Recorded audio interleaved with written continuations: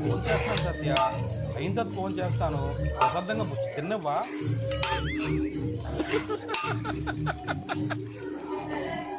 ఇలాంటి అవుట్డేటెడ్ కాల్స్కి నా దగ్గర ప్రయోగించు. అర్థమైందా?